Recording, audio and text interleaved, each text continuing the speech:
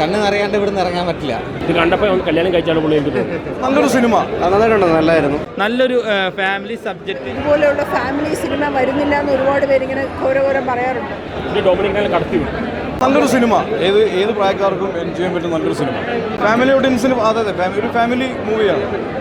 2005 ഒരു family movie, കുറച്ച് കാലത്തിന് ശേഷം ഇറങ്ങുന്നൊരു സിനിമ.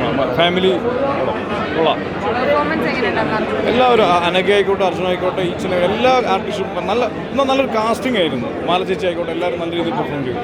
ഡൊമിനിക് ഇതിന് മുമ്പ് ഒന്നുമല്ല, നല്ല മെസ്സേജ് ഉണ്ട്. അപ്പോൾ യാതൊരു ലാഗും ഇത് ഡൊമിനിക്കിനെ കടത്തി വിടും. ഭയങ്കര ഹിറ്റായി. തിയേറ്ററിൽ മാത്രമല്ല OTT-ലാണ് എടുത്തത്. എനിക്ക് വളരെ ഇഷ്ടപ്പെട്ടു. ഇത് കണ്ടപ്പോൾ കല്യാണം കഴിച്ചാലും പുള്ളി എനിക്ക് തോന്നുന്നു.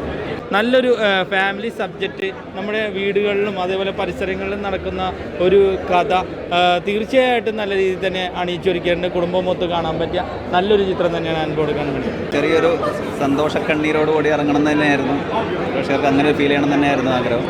അത് വർക്കായതിൽ സന്തോഷം. ഇതൊരു സിമ്പിൾ കഥയാണ്. അപ്പോൾ ആ സിംപ്ലിസിറ്റി അഭിനയത്തിലും എല്ലാത്തിലും മെയിൻറ്റെയിൻ ചെയ്യാൻ നോക്കിയിട്ടുണ്ട്. പോയി അൻപോട് കൺമണി നല്ലൊരു മൂവിയാണ്. ഒരുപാട് നമുക്ക് റിലേറ്റ് ചെയ്യാവുന്ന ടോപ്പിക്കാണ്.